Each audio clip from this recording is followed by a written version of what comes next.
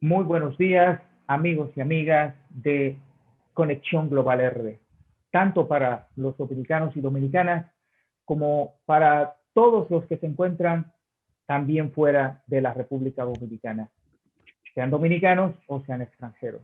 Pero con el tiempo del global que estamos viviendo, pues la línea que divide entre nacional y extranjero se van cada día volviendo mucho más pequeña, más invisible. Lo que hoy se ve a nivel global es que todos somos seres humanos y todos debemos ser tratados como tiene que ser, como seres humanos. Así que hoy nosotros vamos a tener un programa especial, vamos a hablar de un tema fundamental, continuamos hablando de un tema fundamental, que es el tema de la corrupción, pero esta vez vamos a hablar de cómo la República Dominicana está estructurada para poder enfrentar este problema que tanto daño nos hace. Paso de inmediato con mi compañero Manuel Escalante. Muy buenos días, queridos televidentes. Gracias por estar otra vez con nosotros en Conexión Global RD, su programa preferido de cada sábado a las 10 de la mañana. Ya Víctor dijo parte del introito del programa de hoy.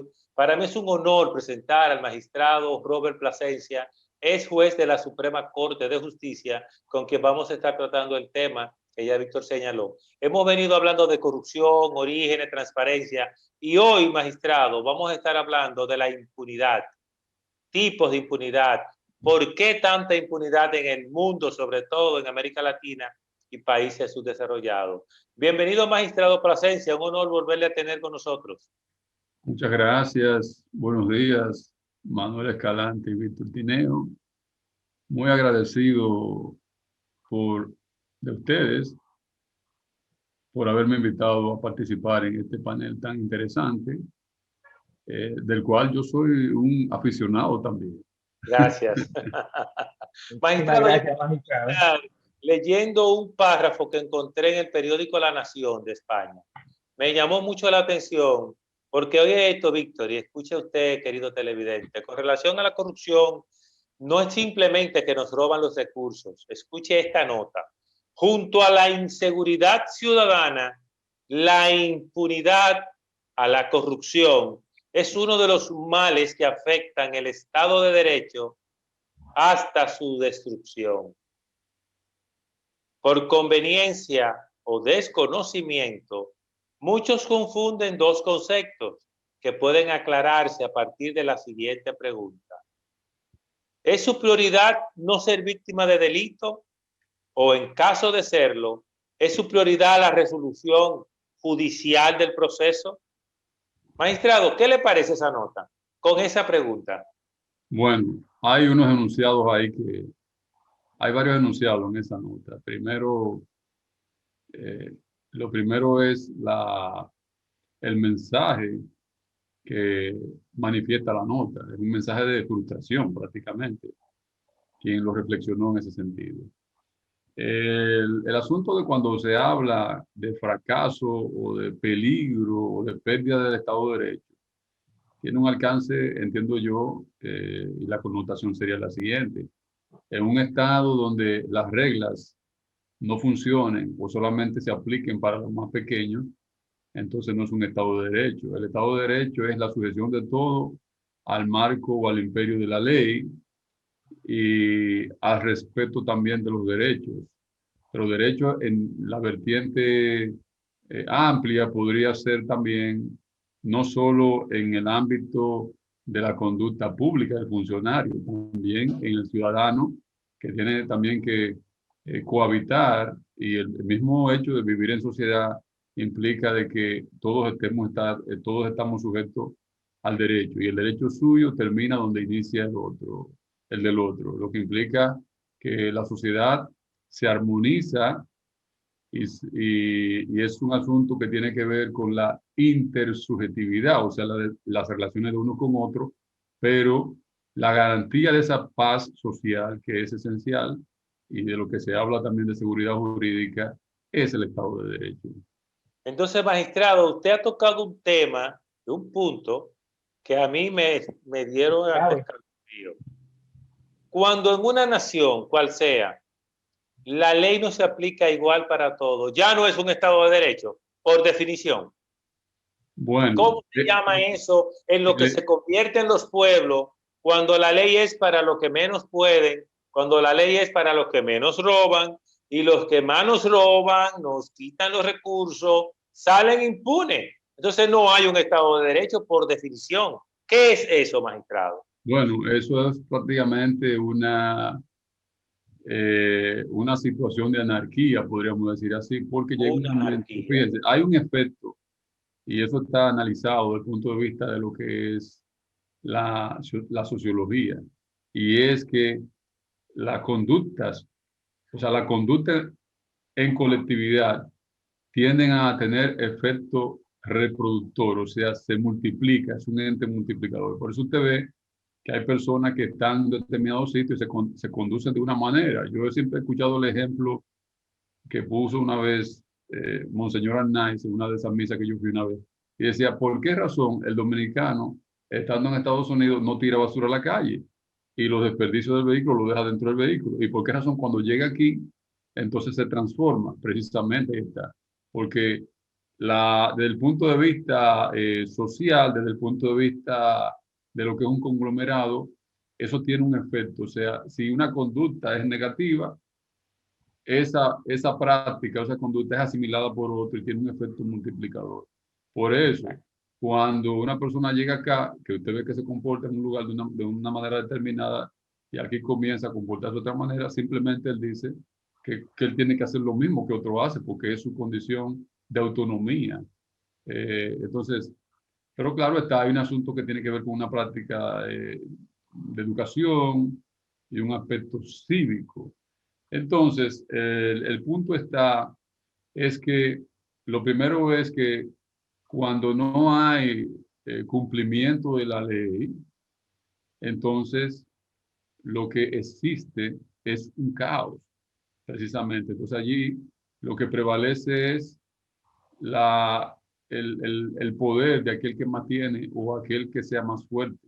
Y siempre el más débil, que en este caso, en el ámbito, en el campo de lo que es la corrupción, el espectador, el observador es el pueblo, pero es quien pone y quita autoridades.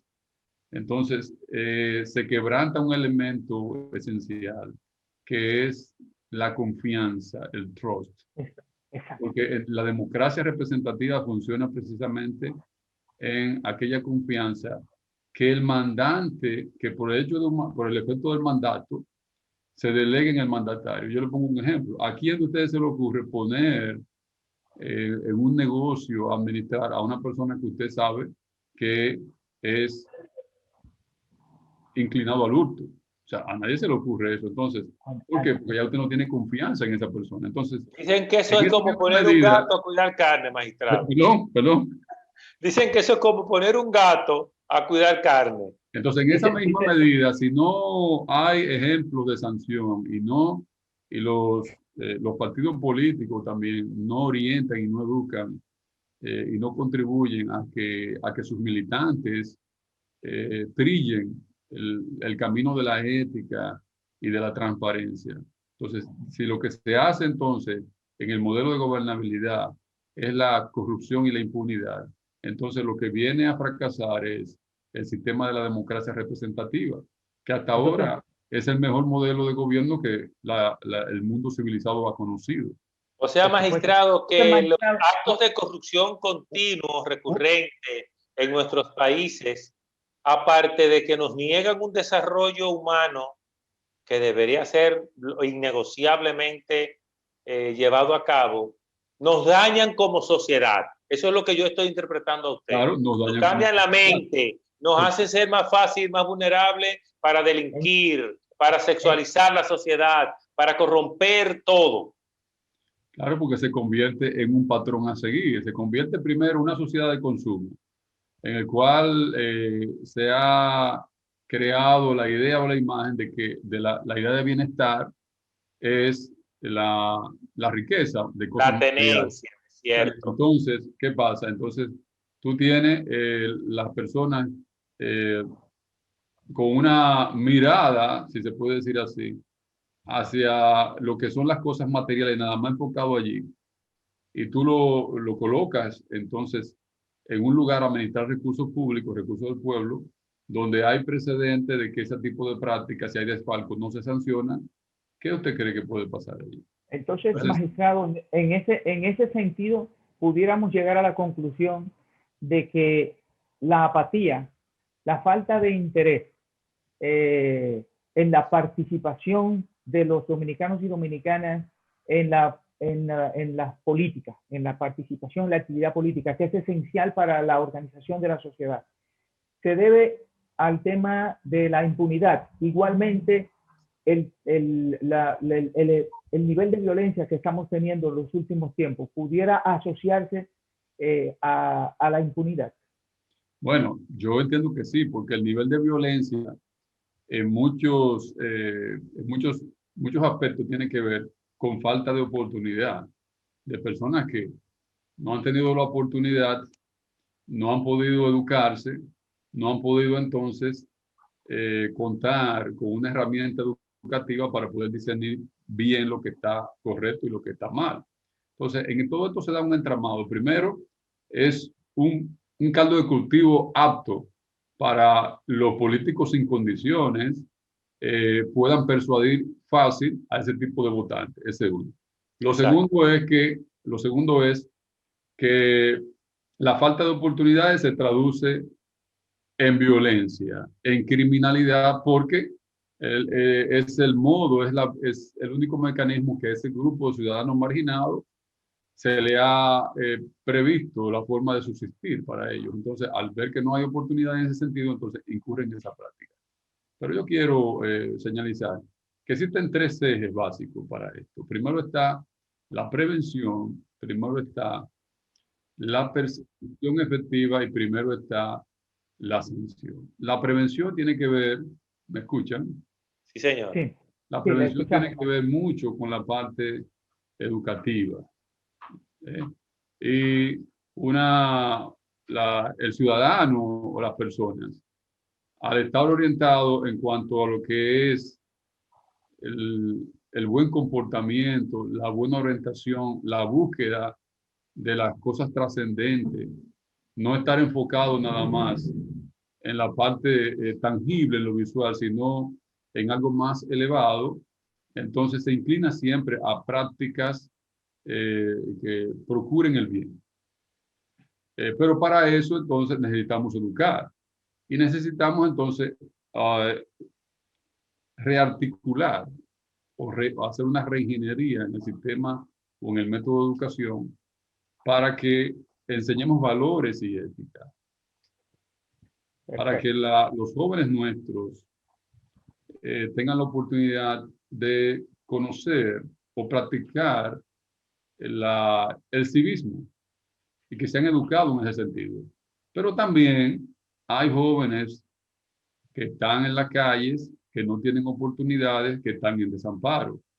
Los gobiernos deberían de tener una política de rescatar a esos jóvenes e ingresarlos a centros donde puedan tener una formación y donde puedan tener una capacitación técnica para tener un mecanismo para poder vivir en sociedad dignamente. O sea, usted diría en el tema de la prevención que nuestro currículum de la básica, en la parte de prevención... Usted habló de 3 ejes, magistrado, ¿no? Primero estamos en educación. Está hablando de la prevención ahora. En el marco de la prevención, ¿usted diría que habría que hacer una reingeniería del currículum para que se reintroduzca aquella famosa materia que era moral y cívica, para que se hable del tema del civismo y el tema del deber ser, porque eso como que se ha perdido un poco, diríamos. Y por el segundo... No solamente, Víctor. Sí. Sigue, Víctor. Y entonces en una segunda fórmula que ustedes de alguna manera creo que estaría entendiendo que sería trabajar el tema de que no haya niños y adolescentes en las calles, que el Estado se encargue de proteger definitivamente a los niños y a los adolescentes. Cuando digo niños, me refiero también al tema de niñas, niños y adolescentes. Hay un tema que el magistrado tocó cuando habla de la prevención, y es la educación. Lo que yo interpreto, magistrado, es que definitivamente, yo no sé qué tipo de modelo educativo vamos a implementar, pero algo sí está demostrado. El que hemos llevado hasta ahora no es, porque por las señales de cómo está viviendo nuestra sociedad, deja mucho que decir. Por ejemplo, usted usa una página que se llama Instagram, y lo que por ahí se publica es impresionantemente, en algunos casos hasta vergonzoso. Sin darnos cuenta, estamos sexualizando la sociedad, y la historia, usted lo sabe, magistrado, demuestra que no hay un daño más grande para una sociedad que altere una civilización que una sociedad sexualizada. O sea, magistrado, en esa prevención, e interpreto, hay que revisar el currículum educativo dominicano, porque como estamos, no podemos seguir. ¿Qué opina? Sí, eso es así, pero también hay un papel que está dedicado y que tienen que tener los padres, un papel activo. Bien. Mire, magistrado, perdóneme. En la Me educación. acaba de decir Control Master que tenemos el tiempo del primer bloque ya agotado. Vamos a hacer lo siguiente, nos vamos a ir a comercial, y cuando volvamos vamos a venir con el papel de los padres para inducir sus hijos a la educación conveniente, independientemente incluso de que el Estado, el pater familia, que es el responsable de garantizar que eso exista, no lo esté haciendo. Volvemos en breve con el magistrado Robert Plasencia, es juez de la Suprema Corte de Justicia, tratando el tema de impunidad y sus efectos ante una sociedad marcada no solo por los recursos que se pierden, sino por la falta de oportunidad de desarrollo. Quédese con nosotros.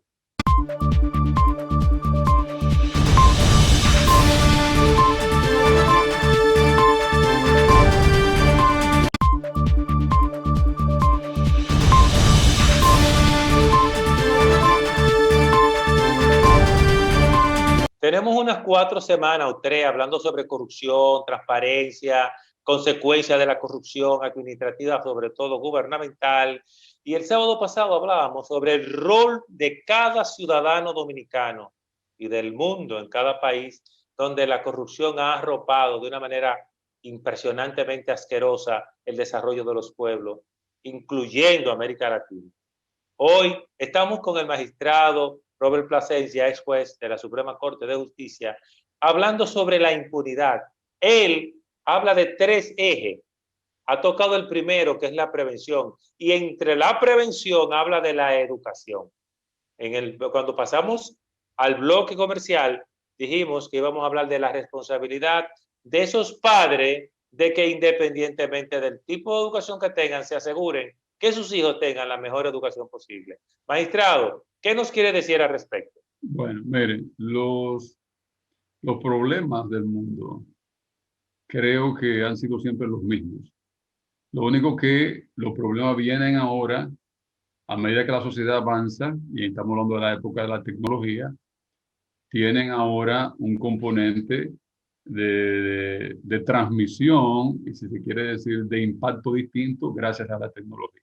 Un tráfico exacto. Entonces, todo el conocimiento, toda la tecnología es útil, pero si no se maneja en base a preceptos éticos, toda práctica humana es perjudicial. Recordando entonces una recomendación que un jurista filósofo del antiguo Imperio Romano, cuando estaba radicado y tenía control en la península ibérica, Quintiliano, uno de sus tomos habla de las recomendaciones para la buena educación de los hijos. Y decía a esa familia ostentadas de la época que no hacían nada con invertir con buenos maestros en buenos centros para la educación de los hijos, si Y los niños pasaban mucho tiempo con la mucama, porque en la medida que la mucama no tenía buena educación tampoco, entonces esos tipos de hábitos y ese tipo de expresiones, el niño entonces los adoptaba. Lo que quería decir era que incluso hasta para las institutrices o las mucamas de la familia tienen que tener cierto nivel. ¿Pero por qué esto? Volviendo al punto que le decía, es que los hábitos negativos se contagian. Entonces, tú tienes que tener unos padres empoderados en este tiempo. Tú tienes que tener eh, conciencia del problema que existe en la estimulación de esos jóvenes a través de las redes sociales y un padre que lo oriente realmente qué es correcto, qué no es correcto, qué eso es fantasía, qué no es fantasía, qué es real de eso, qué no es real, qué te hace bien, qué no te hace bien. Eso lo tienes tú por un lado. Entonces tenemos ahí la base esencial de la educación, es un hogar. Pero hay jóvenes que están en la calle que no tienen ese privilegio. Y tú dirías, bueno, no podemos medir las oportunidades de cada quien de forma igual, porque no hay manera. Ni siquiera en la naturaleza todos somos iguales, yo lo dije en una ocasión. Entonces tú tienes que esos jóvenes, el Estado tiene que asumir una política efectiva de rescate de esos jóvenes, educarlo, y cuando hablamos de educarlo, es también que enseñarle un oficio, algo técnico, y hasta el que tiene vocación de ir más allá, hasta una profesión, apadrinarlo, porque hay muchas modalidades que se pueden hacer. La sociedad, entiendo que lo que tienen mayores condiciones económicas, muchos de ellos también han sido egoístas porque han dado la espalda a ese asunto, entonces se critica la delincuencia y la inseguridad en la calle, pero si usted observa, la mayoría de los asaltos y de los actos de delincuencia que están generando inseguridad ciudadana en la calle son jóvenes que 10 años atrás o 12 años atrás estaban en los semáforos. Se lo puedo apostar eso. Entonces, ¿pero qué se hace? Bueno, no se toman las medidas preventivas. Entonces, ¿qué tenemos? Tenemos una bola de nieve que ha ido creciendo y creciendo debido a esa deuda social y a esa parte y a esa inobservancia, si se quiere decir, de un sector, porque también no todo tiene que ser el gobierno. Hay iniciativas privadas muy buenas Claro. para hacer negocio, pero la estabilidad del negocio, del empresario, tiene que ver también con la estabilidad social, que no se pierdan eso. Entonces, hay fórmulas que se pueden implementar. Usted puede, o podemos hacer asociaciones que podamos apadrinar jóvenes, bachilleres que necesiten entrar a una universidad, que tienen aspiración y tienen condiciones. Pero también, otra realidad educativa es que hay personas que no estarían aptos a llegar a ese nivel, pero también se requieren buenos técnicos y formados en distintos oficios, porque valga usted, o sea, valga el ejemplo, usted mismo no es plomero, si es ingeniero no puede ser plomero, o no puede hacerse su traje, o no puede reparar la computadora. O sea, hay espacio para todo en la sociedad y todos somos útiles, desde el limpiabota, Claro. que es necesario, hasta el médico cirujano. Entonces, esa es una parte, pero también, ¿quién educa en los centros educativos? Si los que educan en los centros educativos no tienen formación adecuada, desde el punto de vista ético también, porque he visto en algunos pueblos que los profesores en esos lugares, en algunos de ellos, estimulan a los jóvenes también hasta a los juegos de azar. Porque, porque tiene que ver con, no es mandándole a decir en palabras, sino es con la conducta. Cuando el profesor sale de esa comunidad y se para en una banca de apuestas, esa es la enseñanza que está obteniendo también el alumno con esa práctica. Entonces, esto tiene que ser una política articulada mirando esos puntos, esos aspectos, para poder avanzar nosotros como sociedad y para poder reducir la tasa de criminalidad y de inseguridad jurídica. ¿Y cuál es el segundo eje, magistrado? Porque hablamos de 3 ejes. Bueno, lo que pasa es que nos hemos quedado en la delincuencia, pero ahora vamos a pasar en la práctica delincuencial. Para mí la más grave, que aquel que se lleva los recursos públicos, porque esos son los responsables de sacarle o de quitarle las oportunidades Claro. a esos jóvenes. En ese sentido, magistrado, ¿cómo se puede evaluar la parte preventiva en términos legales que el país ha tenido? Ha decidido, por un lado, existía en un momento el Departamento de Prevención de la Corrupción, que tenía como esos fines de que sea preventivo, y también luego la Dirección de Ética e Integridad Gubernamental. Pudiéramos decir que desde el punto de vista institucional, diríamos, o de lo que ha creado el Estado dominicano, esto ha tenido algunas debilidades que pudiéramos sacar a relucir, que habría que fortalecerla de cara al futuro para que sean más efectivas. Mira, hay debilidades y yo entiendo que parte de las debilidades también es la falta de compromiso institucional de los actores que tienen que ver. Por ejemplo, nada más tú no tienes el asunto del Departamento de Prevención de la Corrupción. Tú tienes otros mecanismos preventivos. Ya tú citaste el caso del Código de Ética, que lo que se busca es un código de buenas prácticas en los empleados y en los funcionarios de la administración. Pero tú tienes también la Ley de Acceso a la Información Pública, que eso se deriva de unos importantes instrumentos como es la Convención Interamericana contra la Corrupción del año 96, como son los principios del informe de Nolan, surgido en Inglaterra en el año 95, y como es la Convención contra la Corrupción de las Naciones Unidas, que es del año 2000. De allí se trazan una serie de pautas para que los países signatarios, los países miembros, adopten políticas internas para prevenir y para sancionar la corrupción. Una de ellas son los códigos de conductas públicas, de funcionarios públicos. Una de ellas está también lo que es la Ley de Acceso a la Información. Una de ellas es la Ley de Contratación Pública, que tiene una serie de regulaciones muy positivas. Tú tienes en la misma Constitución la Cámara de Cuentas. Por ejemplo, el caso de las declaraciones juradas. Bueno, es una iniciativa que la ley le establece al funcionario recién designado o saliente presentar su declaración jurada. Pero a la Cámara de Cuentas le corresponde jugar su papel haciendo el arqueo correspondiente de si esas declaraciones se corresponden con la realidad.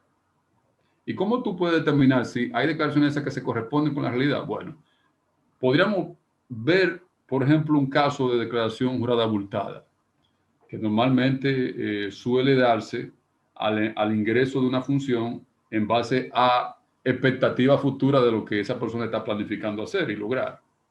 Y un caso que no señalo la parte por asunto de ética que me contaron, que en una ocasión un funcionario, tomando en cuenta las expectativas que tenía de su cargo, hizo una declaración jurada muy abultada, pero falleció en el camino. Entonces, una parte de la familia, que había sido de otro matrimonio, demandaba en base a esa declaración jurada de bienes. Incluso apoderaron un juez por la vía penal en ocultación de bienes. Entonces, tú tienes de esa declaración abultada, bueno, muy buena terminarlo.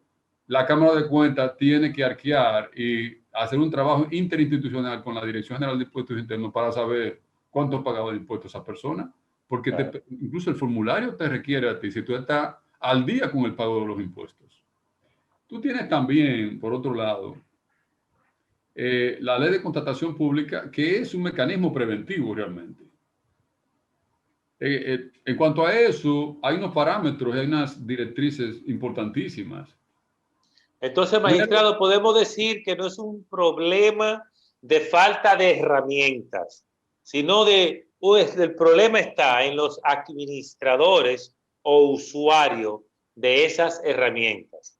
¿Podemos decirlo así?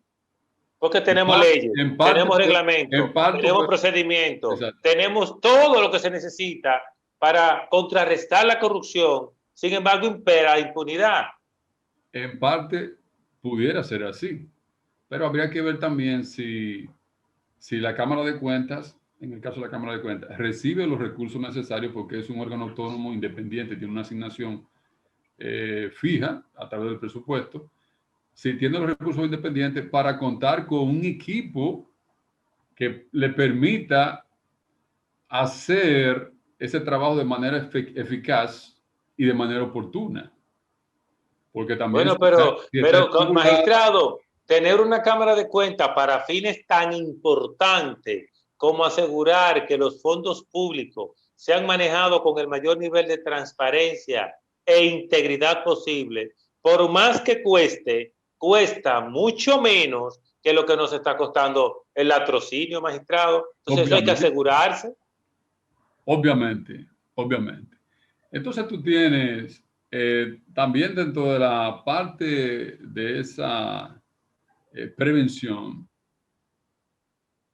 oígame, Sí. pero el tiempo nos condena siempre, ¿eh? Sí, no Vamos a importa, siga. que- No se preocupe, siga, magistrado. Y tiene dentro de la parte de esa estamos- prevención, como yo te decía, con la ley de contrataciones públicas, mira, ahí te establece en uno de sus articulados que incluso luego de que esa empresa, una persona moral, se registre dentro de lo que es los proveedores del Estado, aparte de que los procedimientos de licitaciones van a un portal y que tienen que ser transparentes, hay una serie de medidas que están establecidas allí que le impide al funcionario y a vinculados, parientes hasta determinadas líneas, no participar ni estar ni formar parte de empresas o razones sociales que liciten u oferten productos o vendan a esa institución.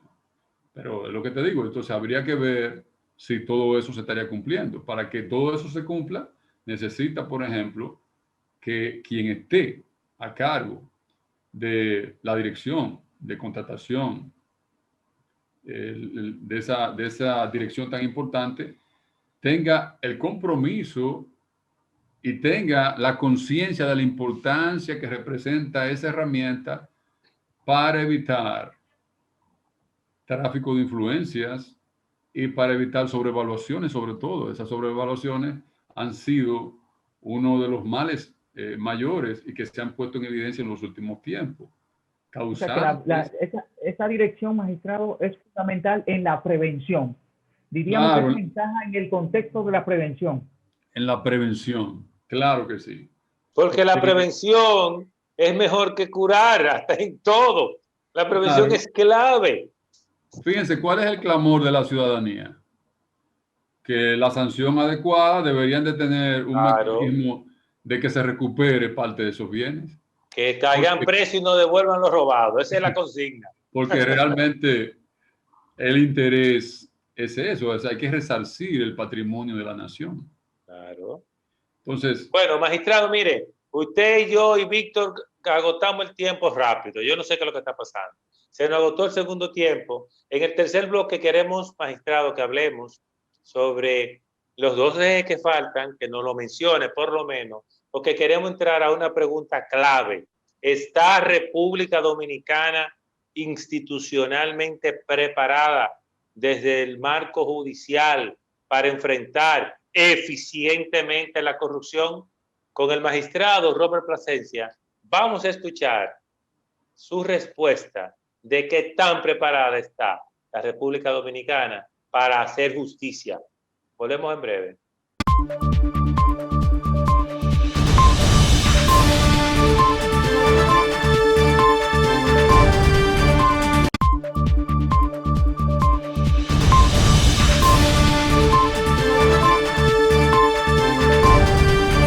Continuamos aquí con Conexión Global RD y el magistrado Robert Plasencia, que nos está dando una cátedra sobre cómo prevenir y cómo perseguir la corrupción, cómo disminuir al menos, cómo limitar este problema en la República Dominicana y el alcance que tiene, cómo se ramifica, diríamos, hacia todas las áreas del acontecer de la política, de la economía y de la sociedad en general.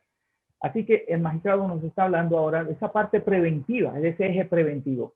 Vamos a continuar hablando de eje preventivo y pasaríamos entonces, magistrado, como usted ha venido conversando con nosotros, al eje de la persecución y si estamos preparados en la República Dominicana. Serían 3, prevención, control y persecución, ¿verdad, magistrado? Perfecto. ¿De qué se encarga el control? El control son los mecanismos de prevención, de transparencia, precisamente para evitar que se cometan esos actos, pero también tener los mecanismos para una vez se cometan se puedan detectar. Okay. La prevención. ¿Y tenemos mecanismos de control eficientes, magistrado? Independientemente de que no se observen. Tenemos mecanismos y se pueden mejorar. Quiero aclarar que no hay sistema perfecto. Y fíjense que por eso el tema de la corrupción es mundial. No hay Sí, sistema complejo. perfecto, no hay sociedad perfecta, porque aquel que diga que la sociedad es perfecta no está siendo real. Lo que hay es una sociedad siempre posible que se pueda construir entre todos. Como igual yo digo, no hay libertad perfecta y no hay libertad plena. Si hubiera libertad plena entre los lobos, entonces no hubieran ovejas. Siempre debe haber controles. Isaiah Berlin dijo en una ocasión, un filósofo y sociólogo, que la sociedad perfecta era ilusoria, pero sí podemos aspirar a mejorarla. Entonces, en la práctica de lo que es la gobernabilidad, en lo que es la democracia, el cáncer que mayor afecta a la democracia es la corrupción pública, es la falta de ética de los funcionarios. Y necesariamente deben de existir esos elementos ejes para poder reducirla, para que la ciudadanía se empodere en la medida que va tomando confianza y participe en la vida política. Decía un sabio que los malos gobernantes es producto de que los buenos hombres no participen en política. Eso es cierto. Hay una parte que estimula a la gente a no participar en política, la gente decente, la gente con buenos valores, la gente formada en prácticas elevadas desde el punto de vista de lo bueno, de lo bello, y es precisamente que no quieren estar compartiendo un ambiente donde hay corruptos y gente sin preparación. Pero ¿qué pasa? Eso es un error, porque en la medida que tú abandonas o que tú no participas, entonces le estás dejando el campo a sus anchas a ellos. Entonces tú, no puedes, tú tienes que bailar con el enemigo en este tipo de situación, porque es salvar el sistema democrático lo que al final cuenta. Y eso tiene que tener una participación y un empoderamiento de toda la ciudadanía. Magistrado, usted hablaba de un tercer eje, de la persecución. Sí, ¿Cómo la persecución es, al final, o sea, el tercer eje es la sanción. La sanción, como bien definen los penalistas, tiene un efecto que es ejemplificador, o sea, también es preventivo. Porque en la medida que usted sanciona de manera efectiva, entonces le pone, como dice aquí el argot popular, la barba en remojo a aquel que está planificando o que intenta hacer lo mismo. Pero también en la medida que no hay sanción, entonces también se está estimulando ese tipo de práctica. Entonces, para que eso sea posible, se requiere una justicia independiente. Fíjense que casi en todos los países, ahora recientemente me enteré del caso de la República de Argentina, que los jueces de ese país, uno que estuvieron a cargo de persecución de determinados políticos, ahora ese segmento, ese sector, esa línea política, una vez instaurada en el poder, ahora han buscado la fórmula para separar a esos jueces como castigo de lo que hicieron en aquella ocasión. O sea, los jueces que instrumentaron expedientes en esa ocasión están siendo perseguidos.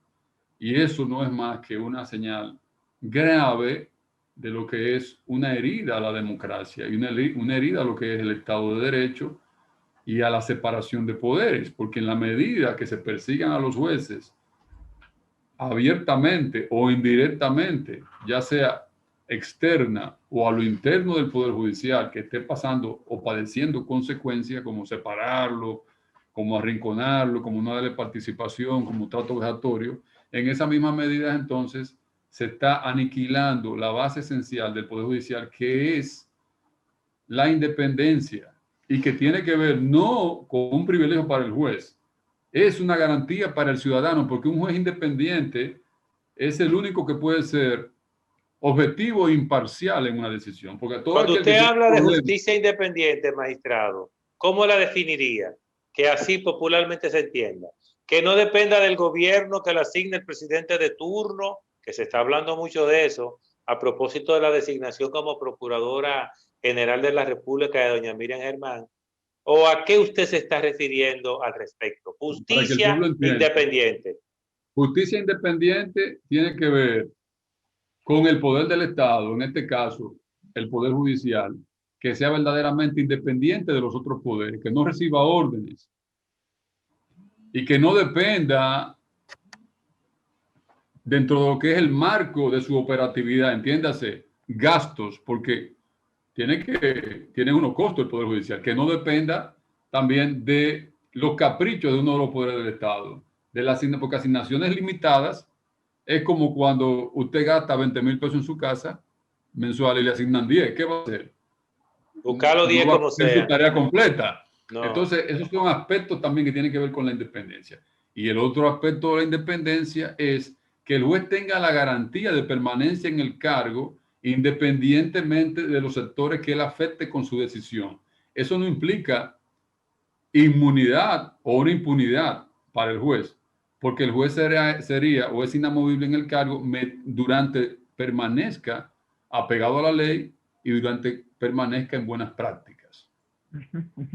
Magistrado, en términos generales, ¿cómo en la República Dominicana pudiéramos identificar aquellas cosas que cotidianamente a veces se hacen y que entendemos que no es corrupción? Porque a veces ahí se llega al punto de que no se logra identificar claramente los tipos de corrupción. Se piensa que corrupción solo es aquellos que roban mucho dinero, pero el día a día del dominicano. No, y que corrupción solamente hay en el gobierno. ¿Oíste, Víctor? ¿Cómo se puede exactamente, cómo se puede explicar, diríamos, en términos simples, lo más fácil de comprender, algunos tipos de corrupción que cotidianamente se practican y a veces ni cuenta nos vamos dando?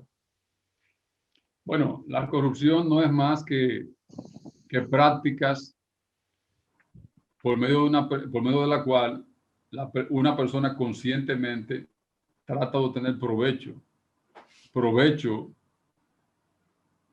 en detrimento de otro. O sea, si usted, por ejemplo, como ciudadano, se está sustrayendo o está alterando un medidor, eso en cierta forma eso es corrupción. Usted está actuando corruptamente porque, aunque eso se le llame robo, pero usted está sacando provecho de algo, perjudicando a otro. Entonces, cuando quiere llegar más rápido en una fila, diríamos que también es... Bueno, eso es una falta también de conciencia y de no colocarse en el lugar del otro, porque hay también un componente moral allí. Y en todo esto hay un componente moral, porque la moral lo que procura son buenas prácticas dentro de la excelencia. La ética es el ethos, la parte interior, que procura actuar siempre de cara a lo más elevado del alma, donde están las virtudes. Entonces, en esos aspectos es que hay que trabajar, en esos aspectos es que hay que educar. Entonces, una persona educada y formada con esos tipos de valores es una persona que no le arrebataría el turno a nadie. Es una persona que mejor se sacrificaría siempre en beneficio de aquel que esté más necesitado. Es una persona que respetaría el espacio del otro. Pero es una persona también que, si está en una función pública, esa misma práctica la va a dejar entrever en su accionar público. Entonces, como no se sabe de antemano, cuando se va al ejercicio de una función pública, de antemano se tiene más o menos una directriz y unas orientaciones, pero hay aspectos del ser humano que solamente en su interior, recóndito en su interior, en su parte más íntima, están allí y eso nadie tiene acceso a eso. Entonces, ¿qué hace? Eso se implementa, se exterioriza en una práctica. Entonces, la persecución de la corrupción, la sanción a la corrupción es esencial, sobre todo en países cuando la corrupción se ha institucionalizado, ya se ha hecho un entramado como que eso es una práctica normal, como que en determinados sectores, de determinado ambiente, ya se torna o se ve como aquel que es inteligente o habilidoso y se le premia en ocasiones, se le hace hasta reconocimiento. Cuando vemos esto, hay una degradación social tan grave que ya ni siquiera hay capacidad de poder determinar o discernir lo que está bien o lo que está mal, que se debe premiar o que se debe sancionar. Entonces, las buenas prácticas también se deben estimular. Y una forma de ella es haciendo el reconocimiento a aquellos que hayan tenido buenas prácticas, porque en la medida también que se reconoce y se resalta la buena práctica, no es enalteciendo a esa persona, no, es impulsando, es dando a mostrar a los demás que esos modelos son los que se tienen que imitar. Magistrado, cuando los gobernantes dicen no vamos a someter a los funcionarios corruptos, incluso hasta por el rumor público. Cuando se habla de rumor público, pudiera decirse que estamos ante una vulneración de las normas procesales, o sea, de la defensa del tema del debido proceso, o es correcto cuando se habla de serán encausados hasta por el rumor público. ¿Se puede investigar una fortuna a partir del rumor público o no se puede? Bueno, en materia de función pública, cuando existan dudas, se deben de hacer las investigaciones oficiosas.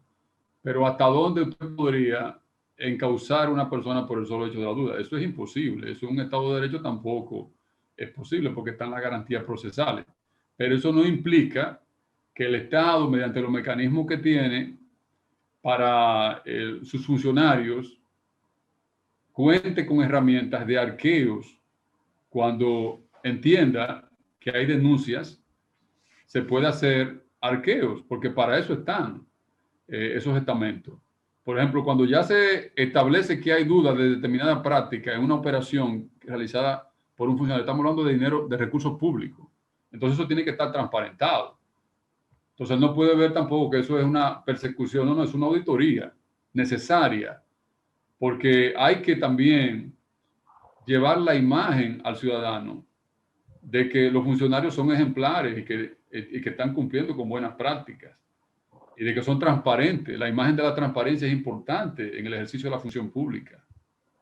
Por lo mismo que usted decía, magistrado, cuando usted comenzó a detallar los 3 ejes, usted tocó el tema de la prevención y dentro de la prevención habló de la educación y dentro de la educación habló del modelaje.